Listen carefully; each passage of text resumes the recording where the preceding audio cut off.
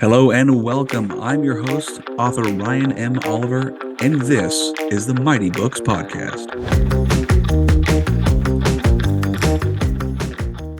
This episode's featured author is Ed Conley. Ed Conley served nearly 3 decades with FEMA, passionately leading teams around the globe in response to some of history's most significant disasters. He has also managed national incidents and international emergencies with the Coast Guard, Secret Service, Centers for Disease Control, and Department of State. Appointed as a U.S. liaison representative with the North Atlantic Treaty Organization, NATO, Ed traveled throughout Europe on emergency preparedness assignments. Before joining FEMA, he had spent 7 winters on the National Ski Patrol. Ed resides in Seattle, Washington. Hello, everyone, and welcome back to another episode of the Mighty Books Podcast. Today with me, I have Ed Conley. Ed, how are you doing today? Oh, good morning, Ryan. I'm doing great. Thank you. My pleasure. Hey, so we're here to talk about your book today, which is a very unique book, and I was very intrigued by its premise and when I started diving into it. Can you tell everybody the title of your book? The title of my book is Promote the Dog Sitter and Other Principles for Leading During Disasters. And I would label it a knowledge share, self-help / memoir. Okay. And I tell stories and lessons and observations based on my 30 years in disaster relief. Holy cow. So what kind of person is going to pick up your book? Is it someone who is just interested in, helping with emergencies or wants to be prepared for emergencies? Or is it someone who used to work in your field? Who are you aiming the book? While writing and becoming an author, I discovered the term avatar, my North Star, and who I was writing for. And I learned to keep that person in mind. So I wrote the book for the next generation of emergency managers, the next generation of first responders, okay. People who want to get in the business of humanitarian relief, disaster response, and make it their career. Okay. And awesome. So I wrote it for them. And I wanted to share tips and lessons, tactics and strategies that they could try out and pick up and see if that helped them make tough decisions in difficult circumstances. So that was my primary audience. I am finding that I'm reaching people outside that particular niche, and people are finding some of the principles I recommend and some of the observations I make that are applicable to a lot of parts of their lives in a lot of different industries, not only the home life, but in different types of work environments. So that's rewarding. But primarily, I wrote it for people who want to work and make a career in the disaster response business. Okay. Yeah. And I was really impressed with you had some jargon in there, but you laid out what the jargon meant, which was really nice for someone who's not in emergency management. I've done some emergency response stuff, but that was like with the job I currently have, and that was applicable only to those situations, naval vessel stuff.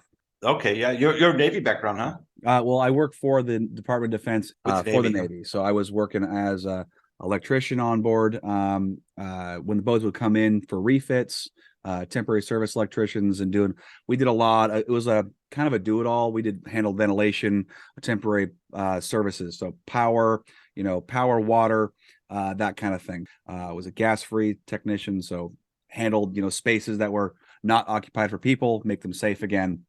So, and of course, every single time we had to go through, you had to become basically a first responder, emergency responder was a part of that job. So you had to know where to go, who to talk to, what to turn off, what to turn on, you name it. So that was a part of our job. That aligns right with my theory. I think everyone, and I mean everyone, needs to consider themselves to some extent a first responder. And when a disaster strikes, and regardless of the scale or the scope or what caused it, you may end up being a first responder for your family. Helping take care of your mom, help look at your family's finances, help plot out an evacuation route. And that extends all the way up to anyone not only impacted by a disaster, but anyone involved with responding to it. I think we all need to consider ourselves to some extent part of the first response community. Yeah, I agree. And there was a little story in there you had mentioned. There was a guy who was brand new, I guess, and he had gone and talked to the trainer, and he returned like he got PPE from from, it might have been you or somebody else, and he came back and returned the stuff. He's like, well, I'm not a first responder. The trainer told me so. I think it might have been you in the story. And you're like, no, and that's what you brought in, the everyone's a first responder, because That's it just, exactly right. it And makes sense kind of in your area of responsibility. Don't overextend yourself. Like, oh, I'm going to be a truck driver. You don't know how to drive a truck. right. Well, don't go driving trucks if you don't know how to, you know how to do that. And that's one of my favorite stories. And the PPE that we're talking about is personal protective equipment. And it could be everything from some safety goggles to a little first aid kit to a hard hat to gloves and basic stuff, right type of footwear. Yep. And yeah, it's interesting because within FEMA there's a mantra that our job is to support the first responders. When you work for FEMA, you're a coordinating agency. And you're not authorized to fly helicopters or trained to fly helicopters, or you're not a medical responder. You're not a firefighter. You support the people who do those life-saving types of jobs.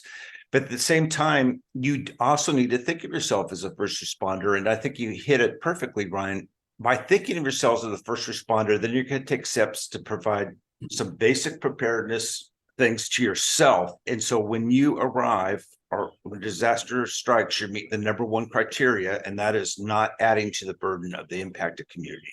Yes. You're self-sufficient, be able to take care of yourself.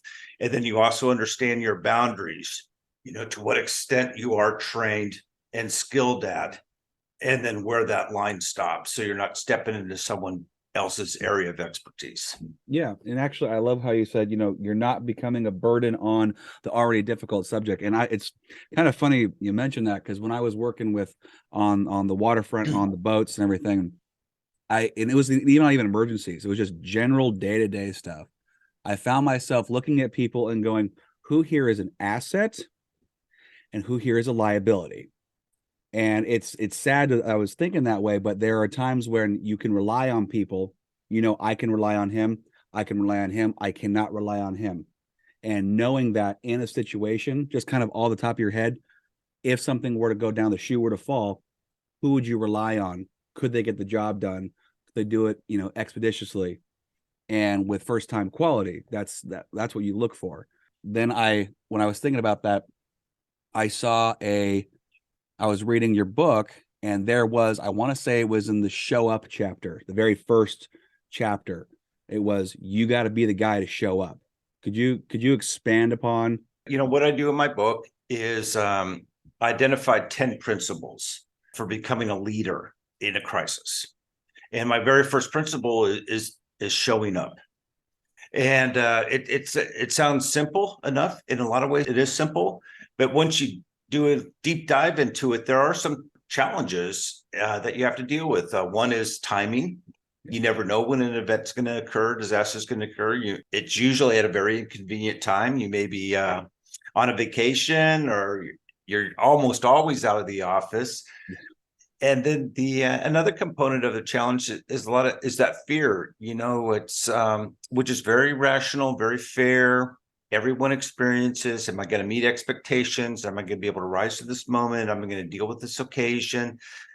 Saying showing up is easy. Doing showing up can be a lot tougher. Mm-hmm. And that's why I really encourage people to embrace it. Showing up as a principle.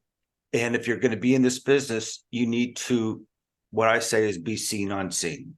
Mm-hmm. And it's not every event, but when you're called upon, you have to go. Yeah. And showing up to me always meant you're on the scene. You're walking in the rubble. You're smelling the smoke. You're seeing the damage, the destruction, and the impact to people, families, tribes, and communities. And number two, it's engaging with people outside your organization. I always measured whether or not I was doing a good job showing up if I was talking to more people outside my agency than inside my agency.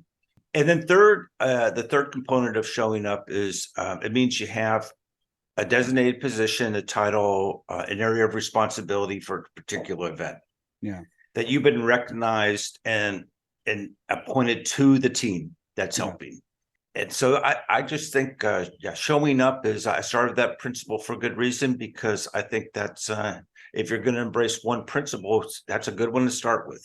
I 100% agree with that. Like, I saw something the other day, and it kind of struck with me a bit, and it said, like, what's the You had a guy asking, what's the hardest belt to get in martial arts? And everyone goes, black belt.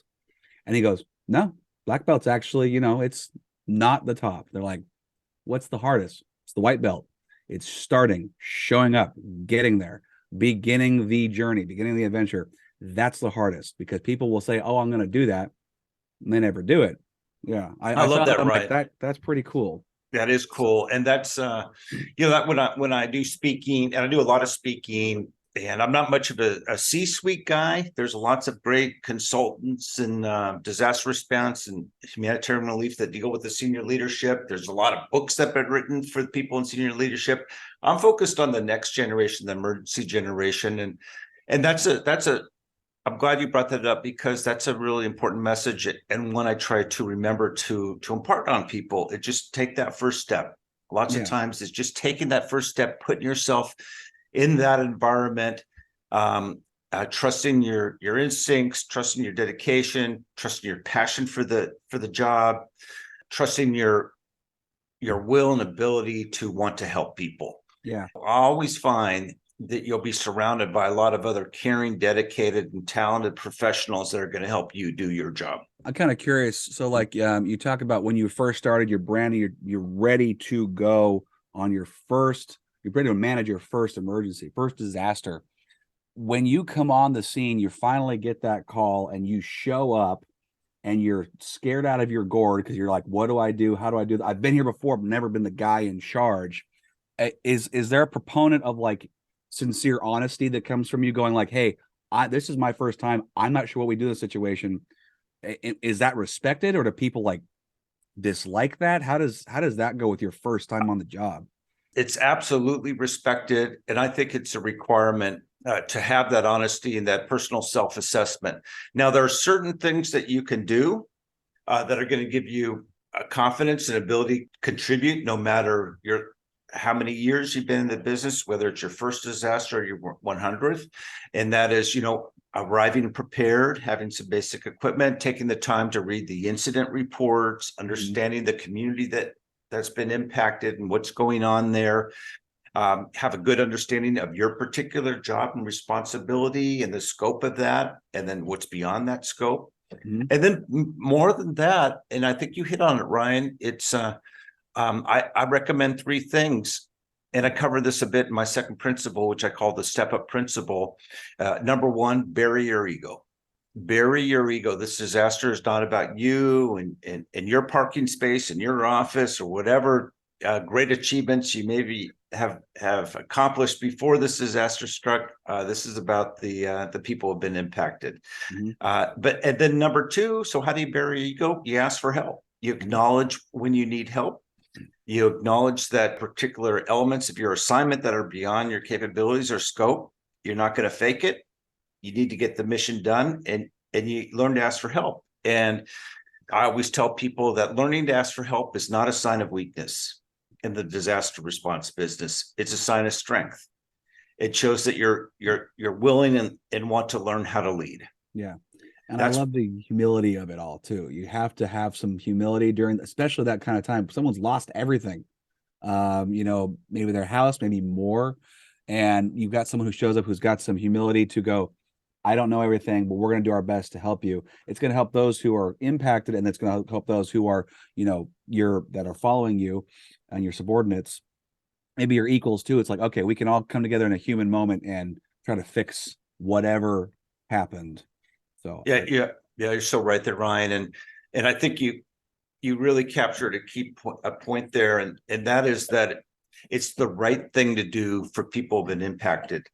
And no amount of insurance or government assistance or private sector help after disaster is going to make people whole and bring them back exactly how they were before the disaster struck. And to a large extent, individual or family's recovery event depends a lot on them. And they need to take charge. There is definitely help available in big events. But you have to take the first step in looking at those options, exploring it, accessing it, asking for help. But then you really have to learn to manage your own recovery. It's just I think a core principle of anyone who works in humanitarian relief, disaster response, to share that message with people that, we're gonna do our part, we're gonna do all we can, but a large part of this recovery in response to disaster depends on the public too. Mhm. Yeah, you gotta help them come back from it all. Yeah, you can do the initial 3 days that were the worst, but it's gonna stay hard. It's not gonna be an easy fix, and I'll just replace it. Like, no, there's more to it than that. It's usually widespread, so much bigger. And was curious. So what, after you're done with your very long career and busy career, it sounded like, what had actually got you in saying, I'm going to write a book about this? What was that tipping point for you? Gosh, that's a really good question, Ryan. The tipping point. I think I always had it. I always had a dream that I wanted to write a book. I've always been fascinated by leadership. Even as a little kid, I remember growing up and reading books like Lonesome Dove and Winds of War and For Whom the Bell Tolls. And I've become a big fan of Doris Kearns Goodwin and No Ordinary Time and some of her books on leadership. And I've both in fiction and nonfiction, I always became fascinated. I was always fascinated by people who were faced with difficult dilemmas, tough decisions, no easy answers, and sort of what was inside them that helped them get through that. Yeah. It was beyond their training and the doctrine and the plans and everything else. They had something internal, a foundation of core beliefs. And so I've always sort of examined that even at a young age. And then obviously when I worked in the business, I saw that repeated over and over again on disasters from people I really admired. That they stepped up in a very difficult moment. They rose to the occasion. Oftentimes it was people who experienced a lot of failure in their life before the event. Or it was people you didn't expect or you had forgotten about or maybe overlooked. And over again, I just attributed to that to a set of personal principles, a set of core beliefs that when things were really tough, that they had something inside them.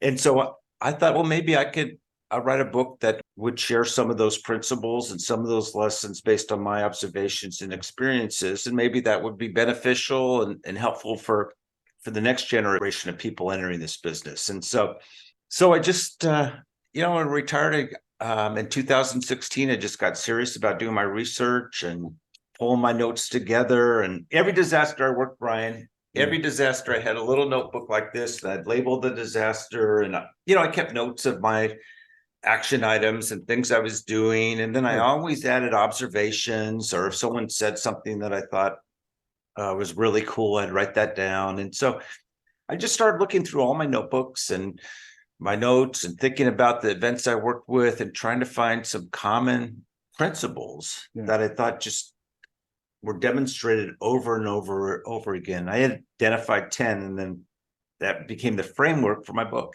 Right. Wow, that's awesome. How long did it take you to write it once you finally got stuck to it and you're like, I got an idea for a book? How long did it take you to get the thing out? Yeah, I'm a first-time author.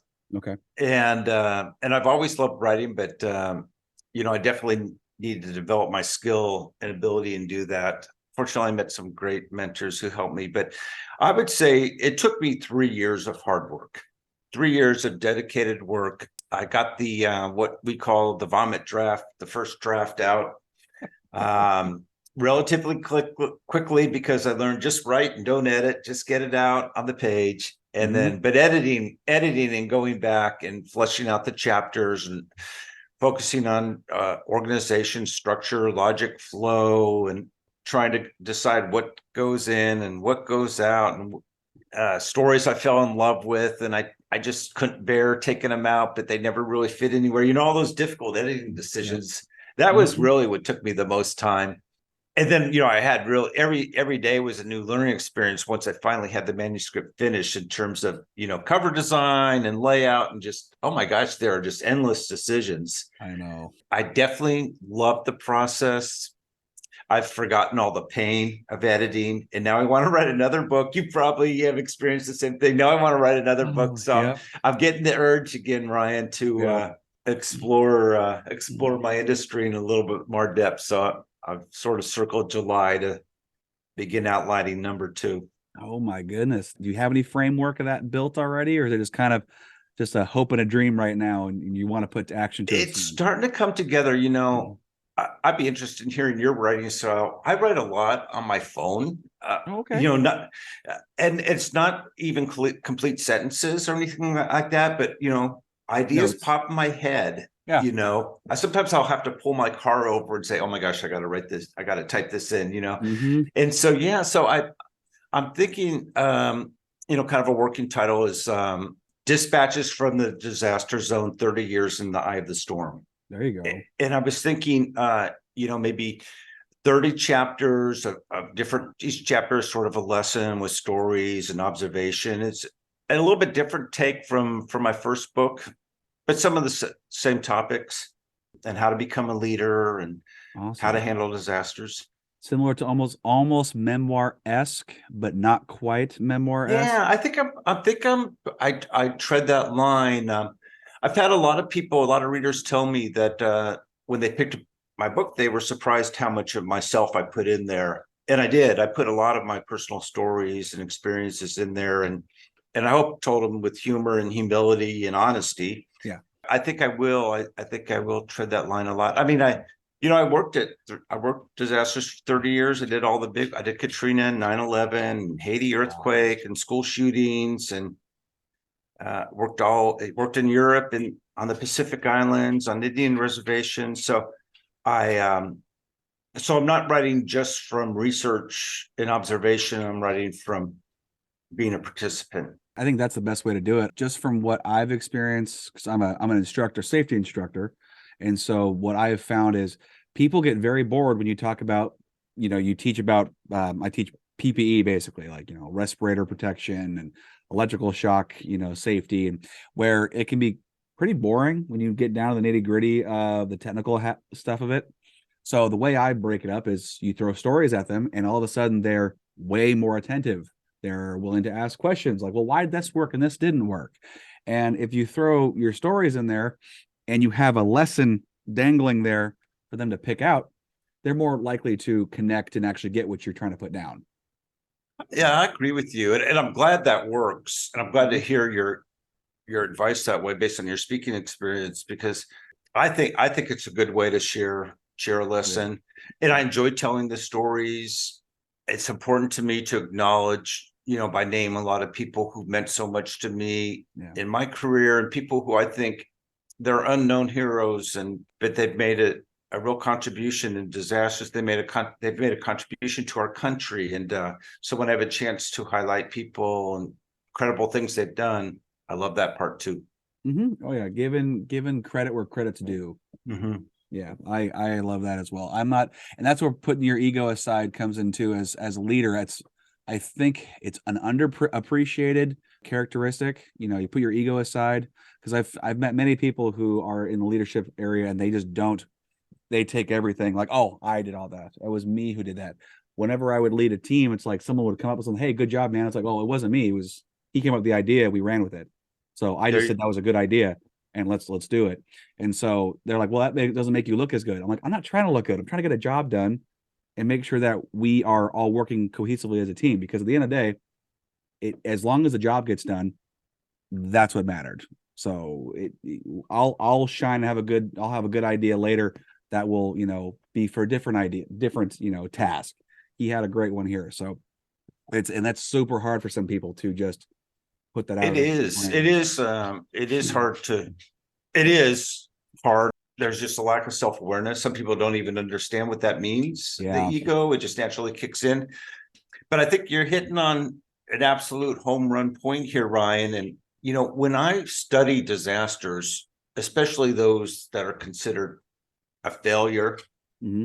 and when things went wrong, I can't tell you how many times I identified ego as Yeah. playing a major factor. Interesting. And in my book, I talk about the 1900 Galveston hurricane, which is still to this day the single most deadliest a disaster to strike the United States. More people, up to 12,000 people died in the Galveston hurricane. That's more Wow. than 9/11. That's more than Katrina. And ego played a role. Wow. At the head of the National Weather Bureau, predecessor to National Weather Service, at the time, He was so jealous and envious of the advancement that Cuba had made in weather forecasting that rather than build a partnership and teamwork with Cuba, he cut off all communications with Cuba. Oh, wow. And then when this storm entered the Gulf of Mexico, and Cuba started sending out messages, you guys better watch out. This looks like a monster. He ignored them. He wanted all the official announcements to come from his office and himself personally. He stopped and prevented his local weather forecaster, and there was a guy in Galveston, from issuing their own forecast. Yeah. Everything had to come from DC. And his official announcement for this hurricane was, it's not a hurricane. It's going to probably turn towards Florida. Well, it turned out to be a monster hurricane and slammed into Galveston, Texas. Oh, no. Ego. Mhm. Ego played a huge role in contributing to that tragedy. Yeah, you got to look at the betterment of the situation, the crisis, the people. And, yes, you were wrong. Admit you were wrong, and let's move on, because we have to take action now. And if in emergencies, a couple of minutes could mean the difference between people getting out of an area and surviving, or people staying there and unfortunately, dying from said disasters, or, property damage. Who knows? There's a lot of things that can happen. I like yeah, and I think I like where you're going, Ryan. I like your take on this, because you've been involved with this. You teach on it. You have technical skills in terms of disaster response, and you're raising a good point. So how do you manage your ego? What do you do instead? Mm-hmm. And how about this? You just focus on building long-term positive relationships, and focus on making friends and building trust and respect among your team. And I tell you what, when you look at humanitarian relief operations, look at working in disaster response, the thing you remember most of all is the people you met and worked with. Yep. The friends, the colleagues, the survivors you met, and what they've taught you. I worked the Grand Forks flood in 1997. 1997.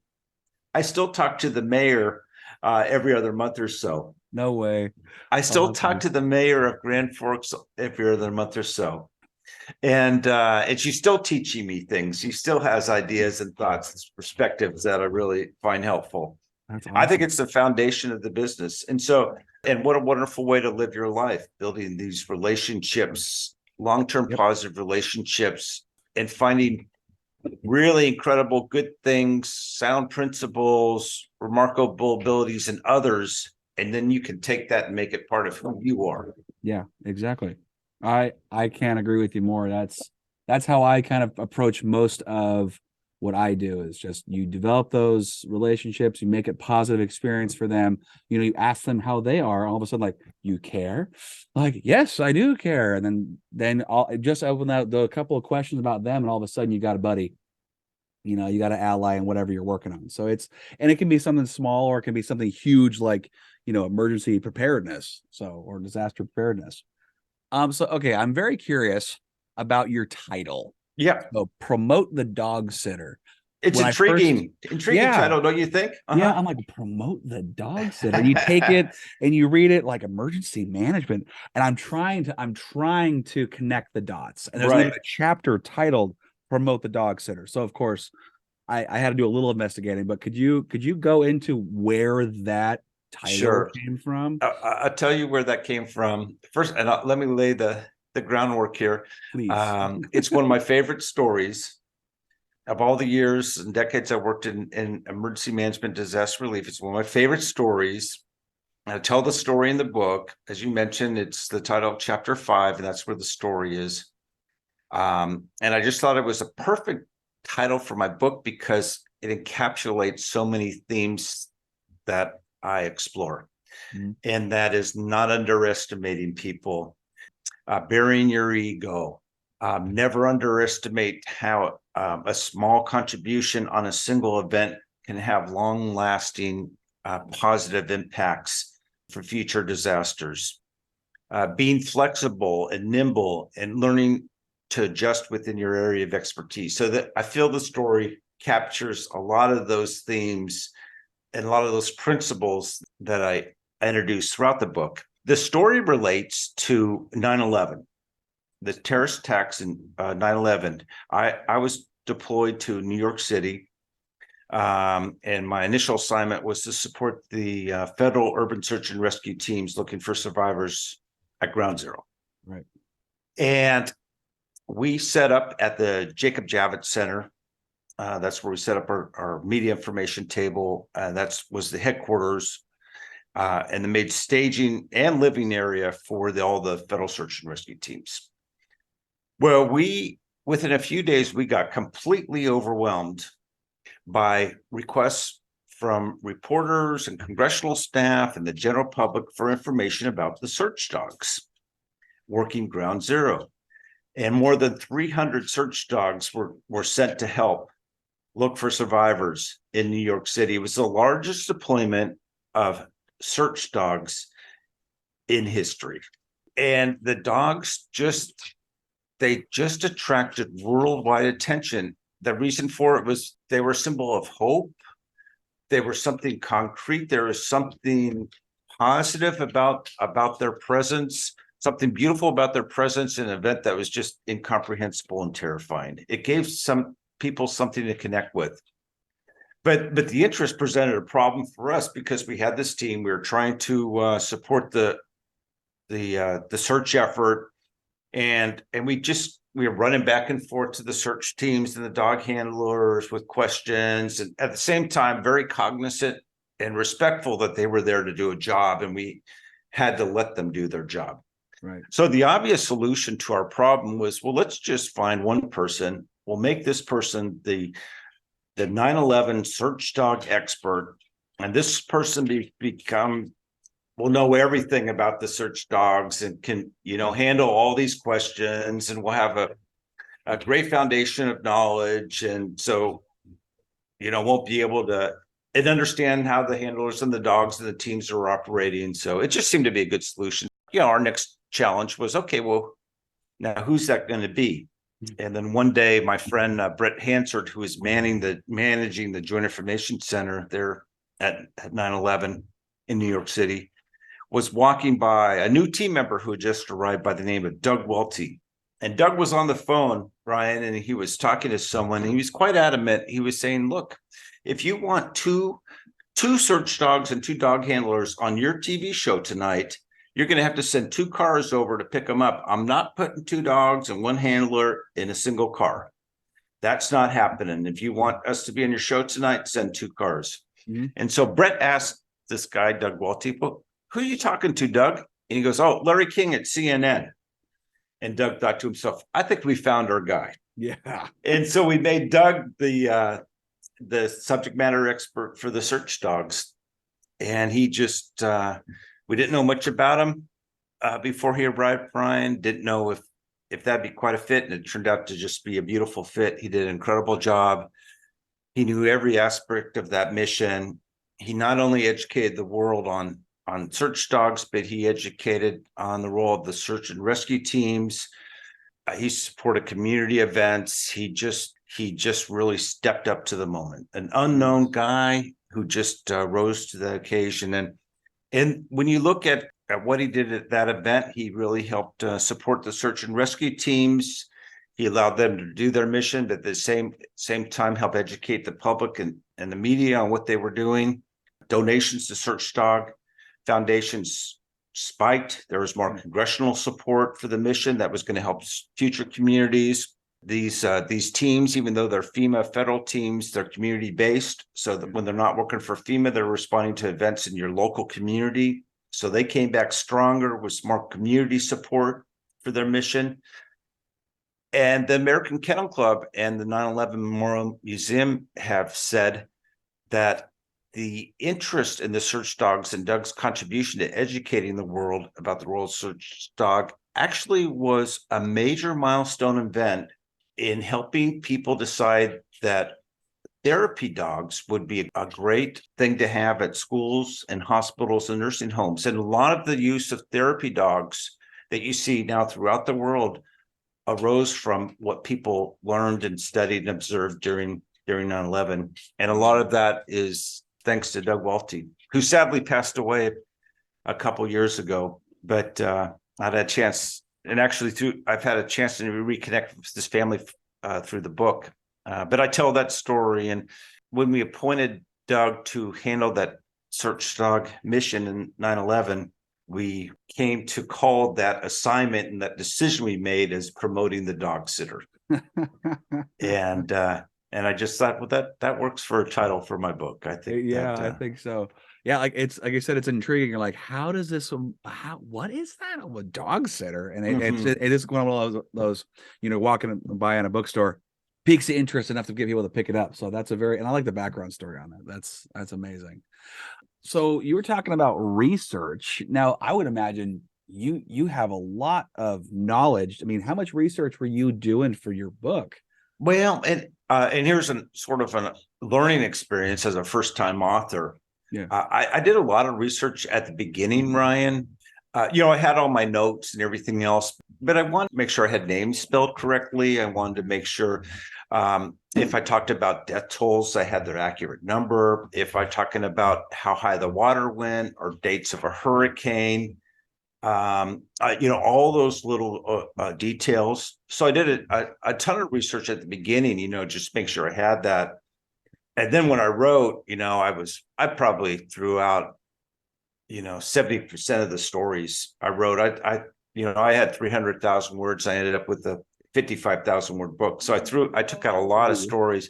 So what I learned is that, writing, especially that first draft, is next time just put in placeholders more. And then once you get into editing and you really decide, okay, this story may fit well to illustrate a particular lesson, and then you can do your research. Right. So you're wondering why it took me years and years to write my book, because I did a lot of research for stories that I ended up not using. I hope you kept them all though. That way, but I kept them all. Okay. Yeah, I kept them all. I have a huge, massive binder and notebooks full of pages, and probably I'm a lot like other authors that way. Probably you work the same way. So I got great material, maybe for talks and speeches and for a second book.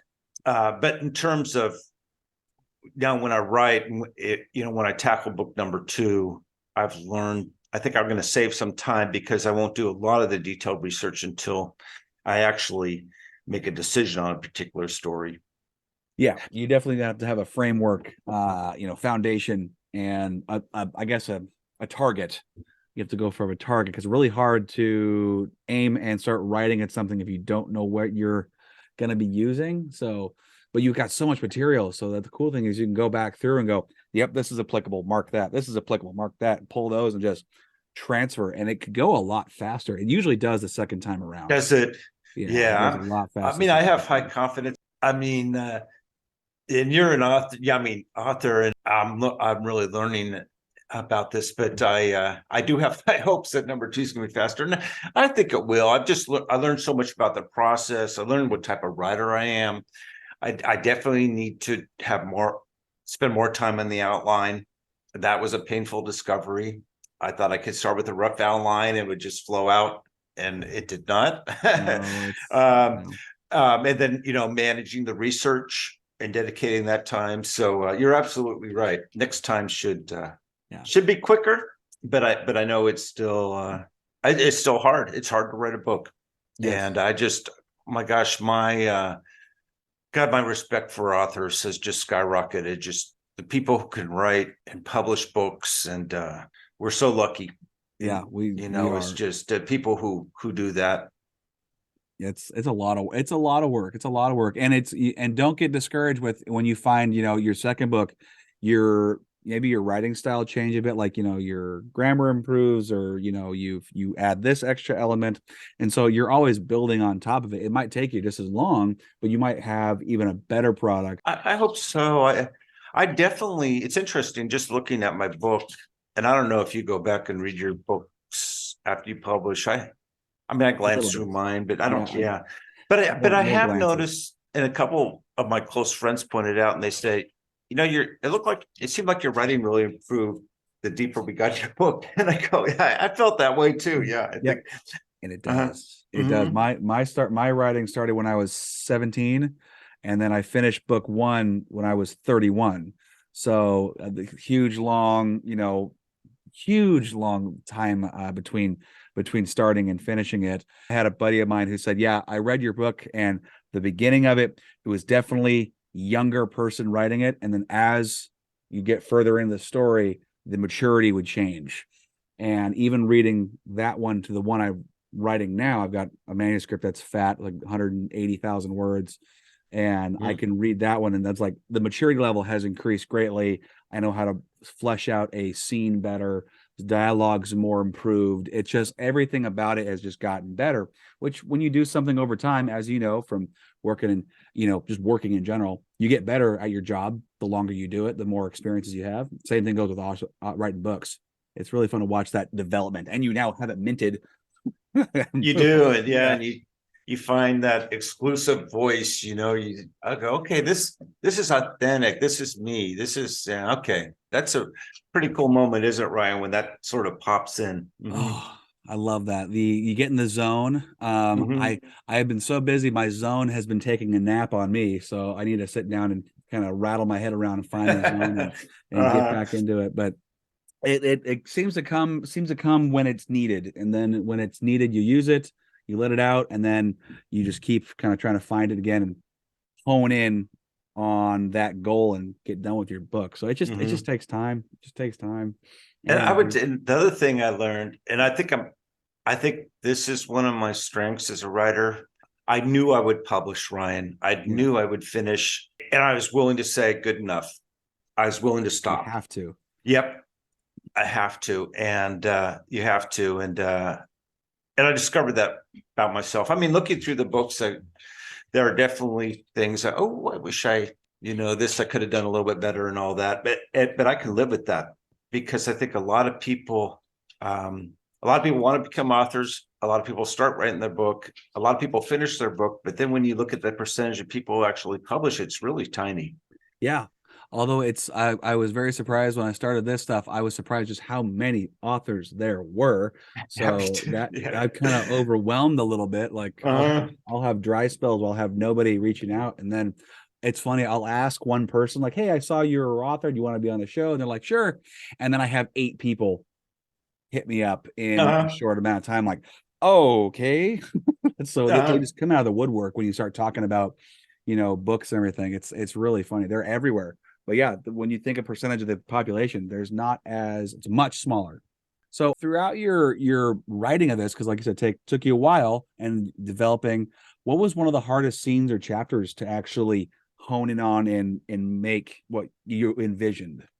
Hurricane Katrina. Yeah, that It, was a big it one. it was Hurricane Katrina, Ryan, and that was a super tough one for me. And I worked that disaster, and I went back there for several years, back to New Orleans. So I really spent a lot of my career in Southeast Louisiana, Yeah. and it was just it was a hurricane. James Lee Witt, the former FEMA director, told me when I ran into him during Hurricane Katrina, he said it was a hurricane, 7 days to prepare, no one had to die. Yeah. And it was just, this is happening in our country. After we've gone through, 9/11, after we've gone through the 4 hurricanes in Florida in 2004, and we've all dealt with hundreds and hundreds of disaster. And how could this happen? And so that was a tough one for me to write and come to grips with, but I don't know how I could have written a book about working disasters without talking about Katrina. Oh yeah. So I did, and I think I did it justice. I talked about the problems I saw, and I talked about being a FEMA responder. And we just got so much criticism, and we were just bashed for our response in that disaster. And I was there, I lived through all that, and Yeah. so I talk a little bit about what that was like and what I observed, and just your kids and your family, and hear your agency just being so criticized every night, and but you still got a job to do and a mission to do, and you got to stick with it. You got to hang in there, and they have recovered. They've done a good job. Credit to local people who stepped up. Yeah. Leadership failure at all levels. It just has so much. So that was a tough one for me to write, but a really, I think, important story for me to write. And I found with other authors who've dealt with, either disasters or, pretty severe traumas, either in their life or that they've helped with, writing about it seems to really help them personally, deal with what happened or, heal or whatever, whether that be, or just kind of internalize it so they could speak on it for others to hear. Yeah, a little bit. I think it was healthy, definitely, to write about it. And I think I have a few takes on it that I haven't heard other people talk about it before. Yeah. And I think I have some lessons that I've drawn from it that are somewhat different than what other people may have. So I think that's good. I like that. I think it has a positive end. I think they have come back, and I talked about how that happened. I don't leave it. It's just not a negative story. There was a way out, a way to come back.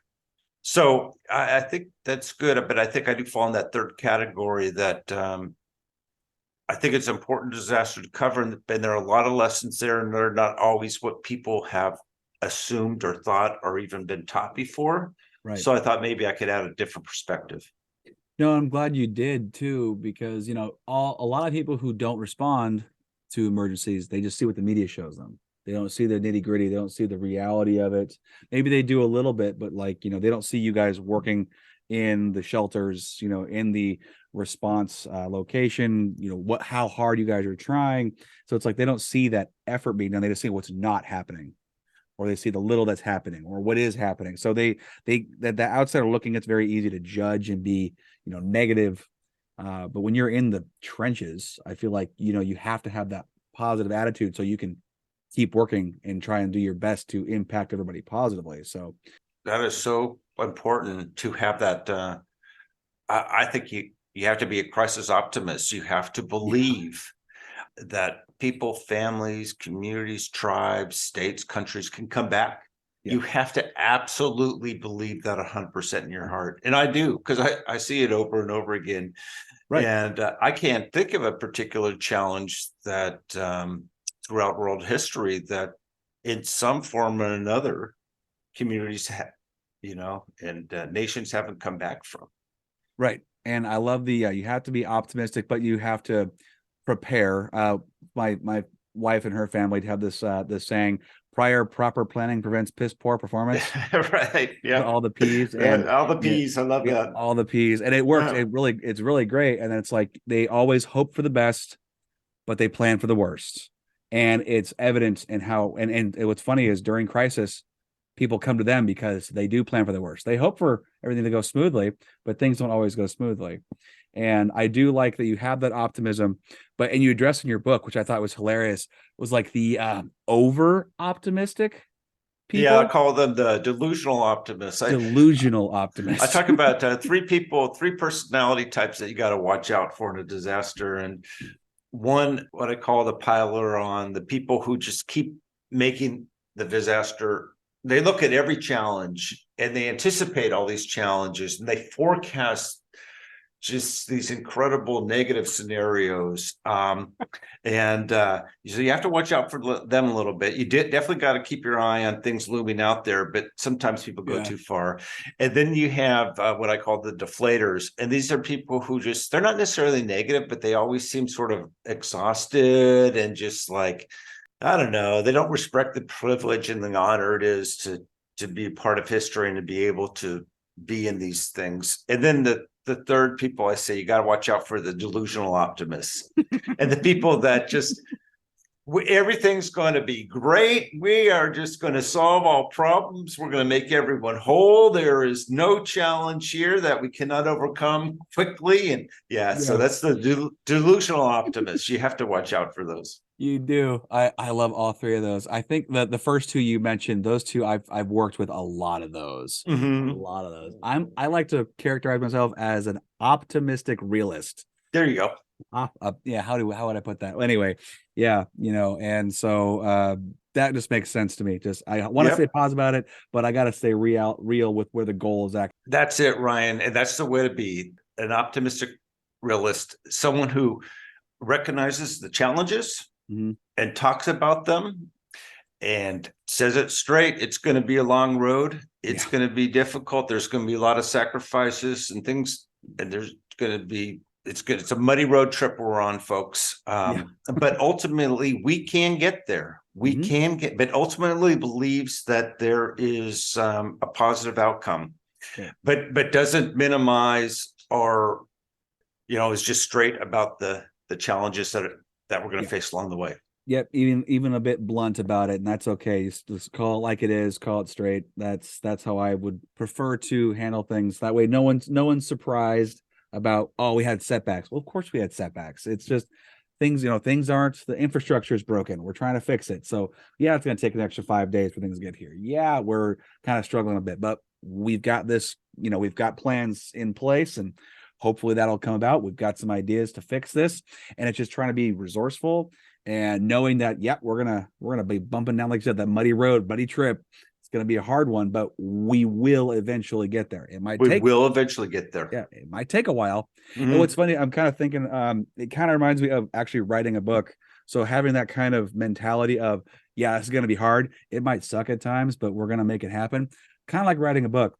Some days are just terrible. They're not fun. Some days you get a lot done. Some days are harder than others. You're learning how to do new things. You're being resourceful. And then finally, at the end of it all, it might take 3 years, or in my case, 15 years. Boom, you've got something to show for it. So it's very, very similar. People know it's going to be hard work, but they still do it. It doesn't shy away from it. Right. And it's just, I think one thing that I saw a lot of great leaders do this, Ryan, and it's something that I have learned to practice in my own life, not only when I'm dealing with a personal crisis or challenge, but even when I wrote a book, and that is to celebrate milestones, celebrate the tiny, small achievements. And that positive self-talk, just reinforces. It's interesting. I work with a lot of aspiring authors, and they would set these really ambitious goals. I'm going to do 1,000 words a day. I'm going to have my first draft finished in 3 months. And they'd set these really ambitious goals. And then when they wouldn't hit them, they would get all discouraged. I failed. I didn't meet my goal. I would set really tiny goals, 200 words a day, 10 minutes, and I just kept building this foundation and just established the discipline and just took tiny, small steps. And I just sort of, fell into that routine. But I found that, I'm constantly hitting milestones. I'm constantly seeing progress, that it was all positive reinforcement. And same things in a disaster. Celebrate the tiny milestones, the tiny achievements, build on those.